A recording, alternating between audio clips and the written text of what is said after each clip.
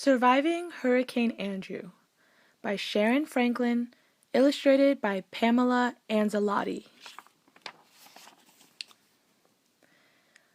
Kyla saw the big white RV first. She jumped up and down like a pogo stick. Kyla's my little sister. She's always doing silly stuff that embarrasses me. But this time, I couldn't really blame her. I was excited myself. Grandma and Gramps were coming to visit. It was August, and we hadn't seen them since December. My dad's a meteorologist. That means he studies the weather. He said he expected the weather to be perfect for their visit. Gramps would be able to take me fishing.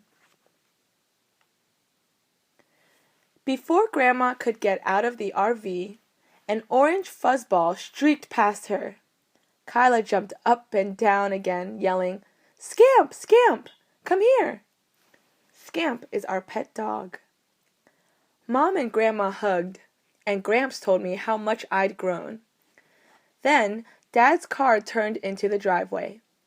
Mom ordered everyone inside for dinner.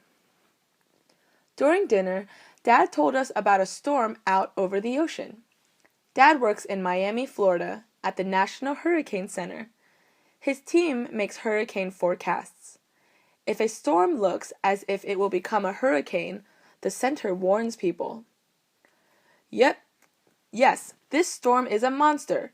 It's called Tropical Storm Andrew. The hurricane hunter flew out and took a look at it, said Dad. But we don't think it's going to turn into a hurricane. It doesn't look like it's headed toward land. We should have great weather this weekend. Gramps cleared his throat. Nothing could stop Gramps once he got started on his hurricane stories. His stories are pretty exciting. Gramps and Grandma lived in Mississippi during one of the biggest hurricanes in the United States this century. Now, Camille, that sounds like a nice lady's name, don't you think? Said Gramps. Well, Hurricane Camille was no nice lady in my book. In 1969, she was a Category 5 hurricane. They don't get any worse than that. You wouldn't believe the destruction. Our house was a pile of broken toothpicks when Camille was done with it. After dinner, Grandma and Gramps were already yawning and looking sleepy. Mom said Kyla and I should get ready for bed too. Tomorrow was going to be a big day. We will have to wake up early, pack, and drive about 30 miles to the beach, she explained. I kissed Grandma and Gramps goodnight. Then I brushed my teeth and went to bed. I couldn't wait to go fishing. Early Saturday morning, we drove to our favorite fishing spot. It's right on the beach. It has a stream for fishing and is protected by a little sand spit. The sand spit helps make the waves smaller, so it is safer for people to swim. Kyla and Scamp jumped out of the RV. Gramps and I grabbed the fishing poles and headed over to the water. Gramps knows a lot about fishing. He taught me to be patient and leave the line in the water for a long time. He also taught me not to jerk the pole as soon as I feel a bite. That's probably why I caught 4 fish. Gramps has a special cooler for the fish. It's filled with ice to keep the fish fresh. He smiled at me and said, "Look at that catch. We better pack up and get back home so I can fry up these beauties." Before I knew it, we were back home. I followed Dad into the house. I noticed that the red light on the phone answering machine was blinking. Dad put down the fish cooler and punched the button. "Roy, this is Emilio at work. Listen, Tropical Storm Andrew is moving right toward Miami. We can't figure out if he's going to turn north and back out to sea or not. We might be issuing a hurricane warning. The boss says we need everyone down here right away." "Oh my," Dad said, as he called Mom over. "I have to get down to the center. Andrew's headed this way. Gramps knows how to prepare the house, but you should head to the store and pick up extra food." Dad left immediately. Mom and Gramps went over a list of everything Mom needed to buy, including 5 rolls of duct tape. Gramps told Mom he would fry the fish while she was gone. He turned on the TV just as the newscaster reported that they were now calling Andrew a hurricane. It was far out over the ocean, but it already had winds of 110 miles an hour. There was a diagram of a hurricane next to the newscaster's head.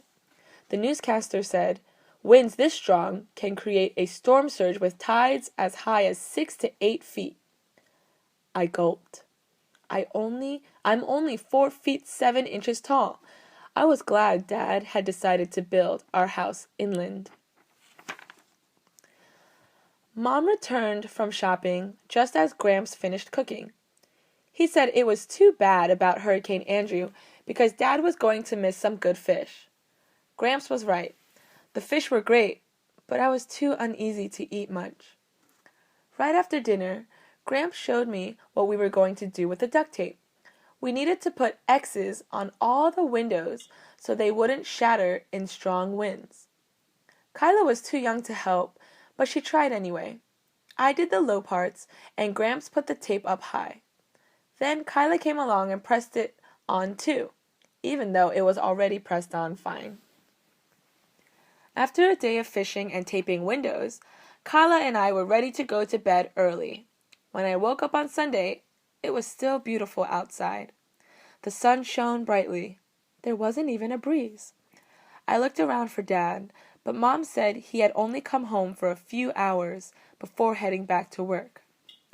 All day we stayed in the house watching the news.